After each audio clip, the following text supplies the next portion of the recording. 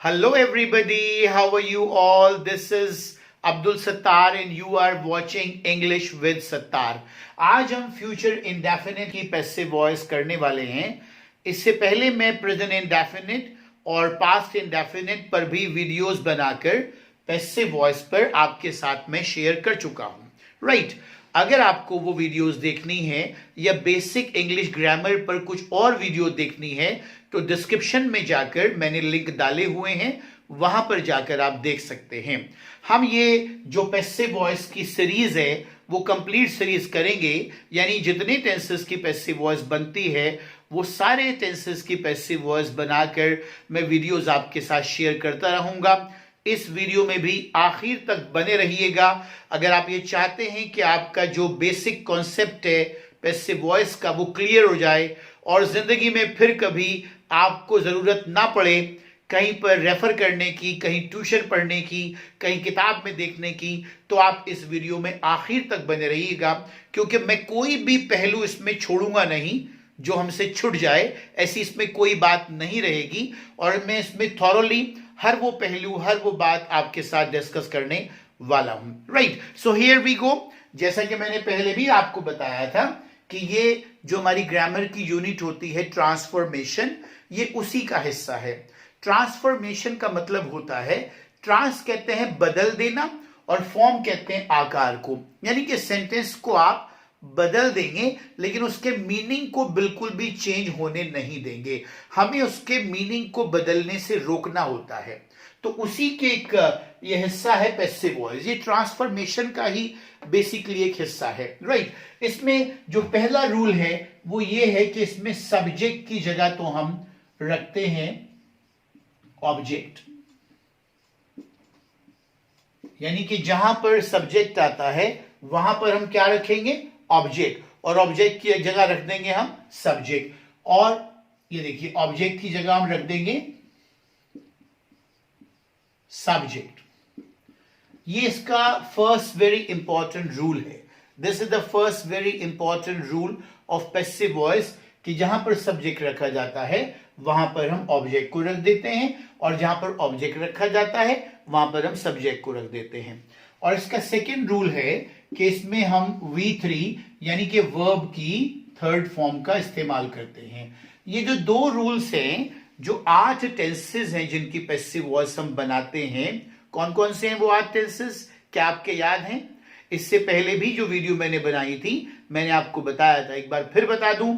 तीनों indefinite tense, present indefinite, past indefinite and future indefinite, दोनों continuous tense, present continuous and past continuous, और 3 perfect tense, present perfect, past perfect and future perfect. इन 8 tenses की हम passive voice बनाते हैं. तो आज हम थर्ड कर रहे हैं. तो ये जो दो रूल्स हैं, सब्जेक्ट का ऑब्जेक्ट बनना और ऑब्जेक्ट का सब्जेक्ट बनना और V3 यानी कि वर्ब की थर्ड फॉर्म का इस्तेमाल करना, ये 8 के 8 टेंसेस में इस्तेमाल होते हैं.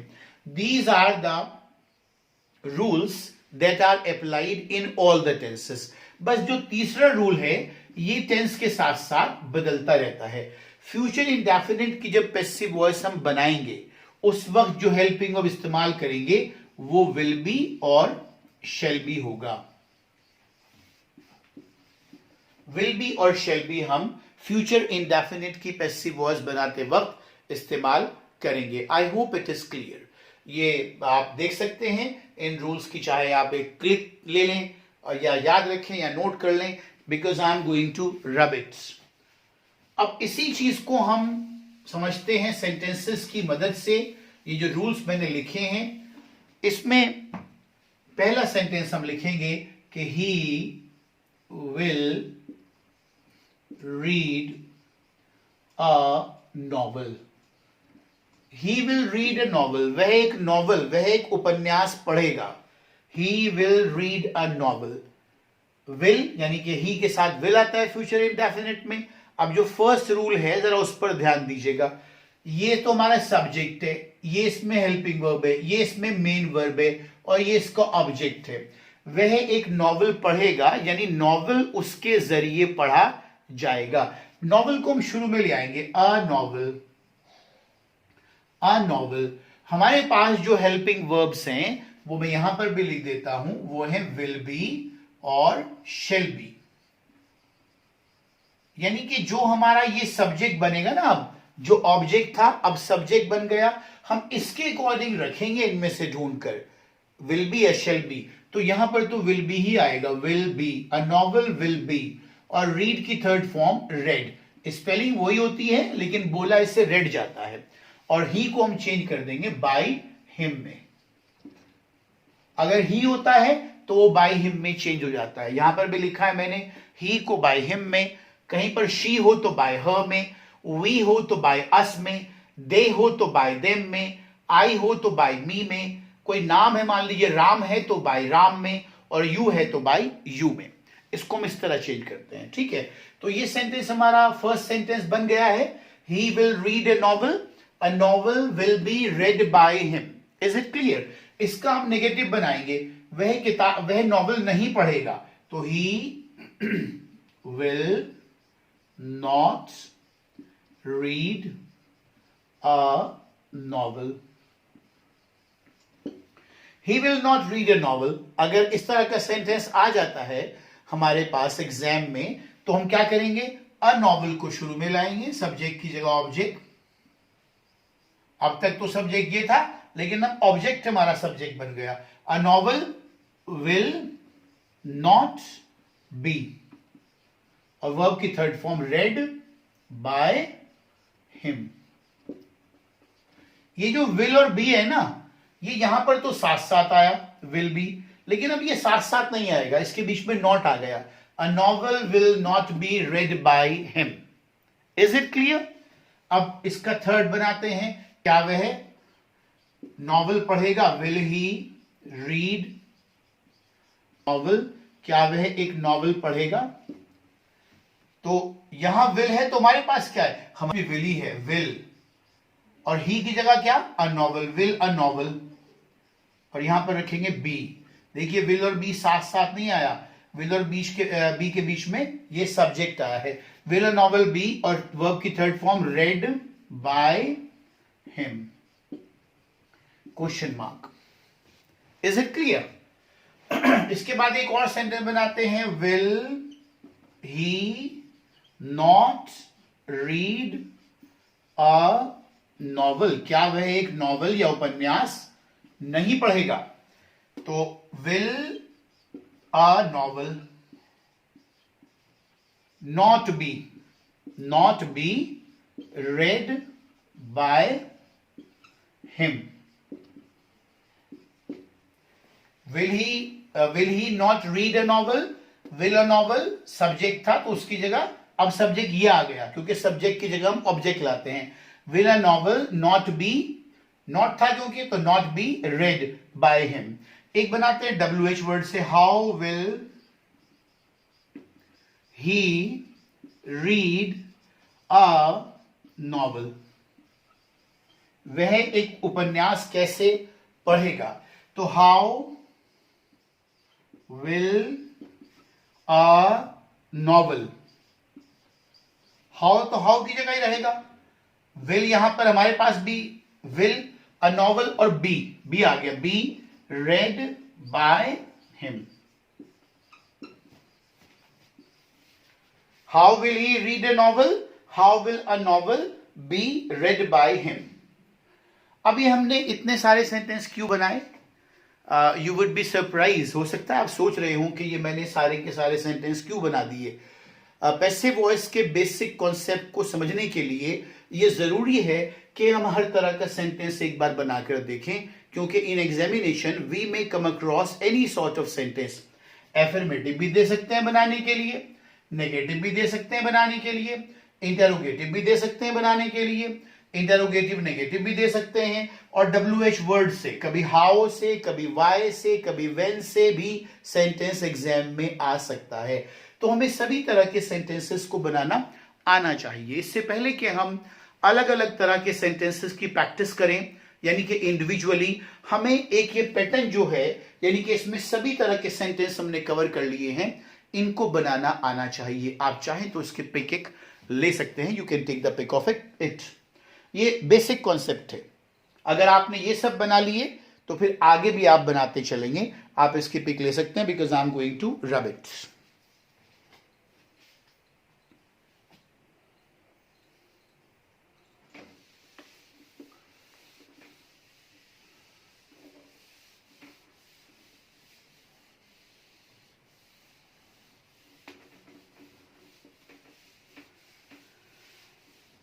देखिए अब हम उस तरह के सेंटेंस करते हैं जैसे अचानक से हमारे सामने एग्जाम में कोई सेंटेंस आ जाता है। वो एफर्मेटिव भी हो सकता है, वो नेगेटिव भी हो सकता है, वो इंटरोगेटिव भी हो सकता है और वो WH वर्ड वाला भी हो सकता है। फॉर एग्जाम्पल जैसे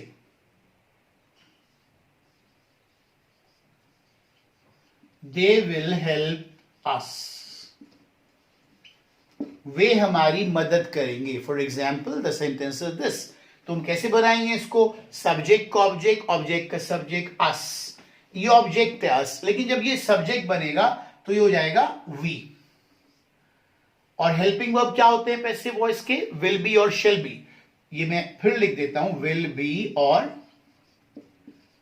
शेल बी, ये हैं, इनमें से हमें छांटने हैं। तो वी के साथ क्या आएगा? वी के साथ तो आमतौर से हम शेल लगाते हैं, we shall B.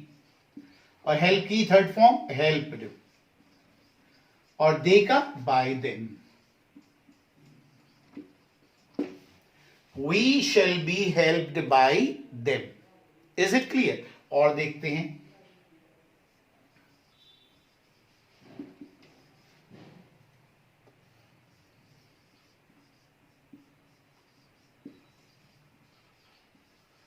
He will cook the food, वह खाना बनाएगा या पकाएगा। तो द फूड को हम ले आएंगे शुरू में, द फूड। अब फूड के साथ विल भी आएगा या शेल भी आएगा? विल भी आएगा, क्योंकि शेल बी का इस्तेमाल हम आई या वी के साथ ही करते हैं। The food will be cooked by, he का क्या हो जाएगा? हिम। Is it clear? एक और देखते हैं,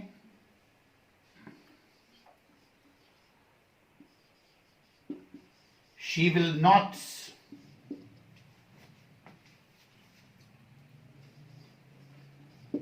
write a letter, वह एक चिट्ठी नहीं लिखेगी। she will not write a letter, तो a letter सब्जेक्ट बन जाएगा क्योंकि ऑब्जेक्ट है ये, और ऑब्जेक्ट का हम क्या बनाते हैं? सब्जेक्ट बनाते हैं। a letter will be, sorry, will not be written by her, she का क्या हो जाएगा? her। a letter यहां आ गया, will not be क्योंकि will not था, will not be written third form, और she का by her हो गया। ठीक है, और सेंटेंस देखते हैं, the mason will build the wall। मेजन किसे कहते हैं? मेजन, डू यू नो? मेजन कहते हैं मिस्त्री को, जो मकान बनाता है। जो मेजन है वो दीवार बनाएगा या दीवार चिनेगा। Build, BUILD, build. तो the wall will be build, BUILT, build, ये थर्ड फॉर्म है। BUILD ये फर्स्ट फॉर्म है, बिल्ड, बनाना। बिल्ट बाय, मेजन का क्या हो जाएगा? By the mason. I hope it is clear. ये सेंटेंस आपने देख लिए ना। कुछ और सेंटेंसेस भी करते हैं इनके अलावा।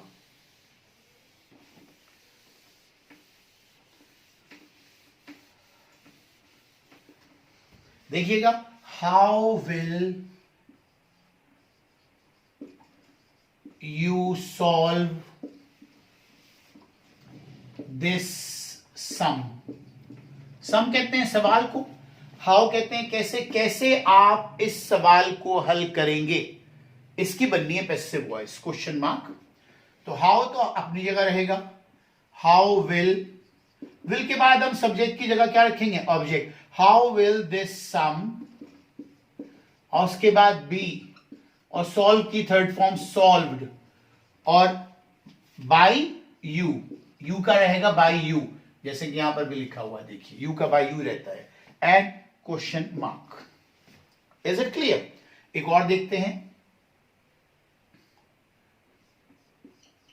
The teacher will teach me maths। अध्यापक मुझको क्या पढ़ाएंगे? गणित पढ़ाएंगे।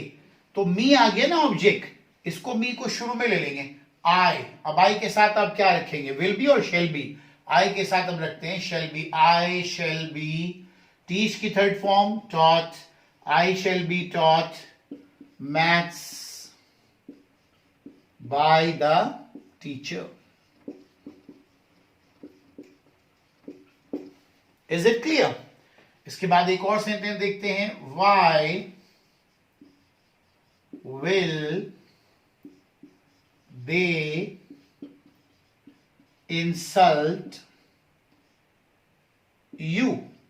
वे तुम्हारी इंसल्ट क्यों करेंगे? वे तुम्हारी इंसल्ट क्यों करेंगे? तो वाई विल, सब्जेक्ट की जगह ऑब्जेक्ट, वाई विल यू और उसके बाद बी, क्योंकि हेल्पिंग वर्ब पैसिव वॉइस का यही है, विल बी और shall be. Why will you be insulted, insulted by, और देगा क्या हो जाएगा? Them, by them. Is it clear? एक और सेंटेंस देखते हैं, she will draw a map। वह एक नक्शा बनाएगी, मैप कहते हैं नक्शे को। she will draw a map। तो a map यानी कि ये सब्जेक्ट और ये ऑब्जेक्ट, ऑब्जेक्ट को हमने कहां पे रखा? सब्जेक्ट की जगह। a map will be, और ड्रॉ की third form drawn by her। A map will be drawn by her। In examination किसी भी तरह का सेंटेंस आ सकता है, कोई भी एक सेंटेंस आपसे पूछा जा सकता है, किसी भी तरह का, affirmative, negative, interrogative, interrogative negative, WH word, किसी भी तरह का। तो हमने इसीलिए सभी तरह के पहले एक पैटर्न फॉलो किया, उसके बाद हम अलग अलग तरह के सेंटेंस बनाकर देख रहे हैं। अब फिर से कुछ सेंटेंस देख लीजिएगा आप, जिससे कि आपका जो बेसिक कॉन्सेप्ट है, और एग्जाम में अगर किसी भी तरह का सेंटेंस आपके सामने आ जाए तो उसको बनाने से आप ना चूकें। देखिएगा,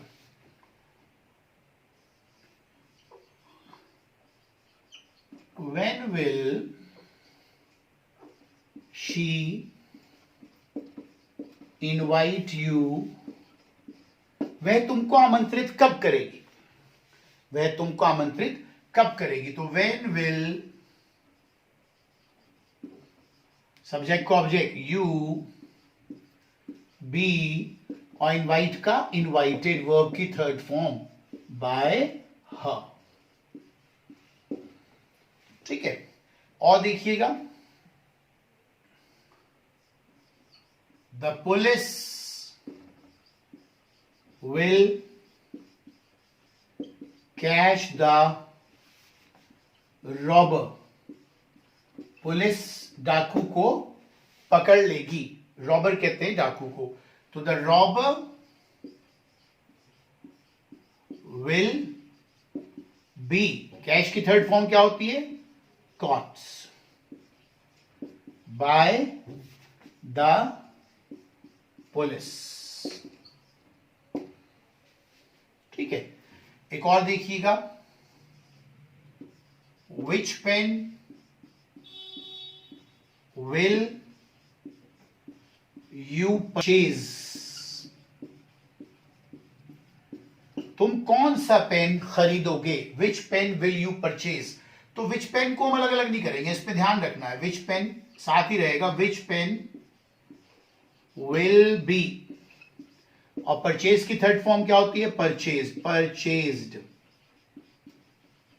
bye you. Is it clear? एक और देखें, the cobbler will mend the shoes. Cobbler कहते हैं जो जूते बनाता है, जूते गांठता है, मोची भी कहते हैं उसको आम जुबान में। कॉबलर जूते ठीक करेगा। तो the shoes will be मेंडेड by the cobbler. ठीक है, तो ये सभी तरह के सेंटेंसेस का मैंने आपको आइडिया दे दिया है। इस वीडियो कम से कम 2 बार देखिएगा, पसंद आए तो चैनल को सब्सक्राइब करें, वीडियो को शेयर करें और लाइक करना ना भूलें। That's all for the day. I will come with another video on passive voice. That's all for the day. Bye bye.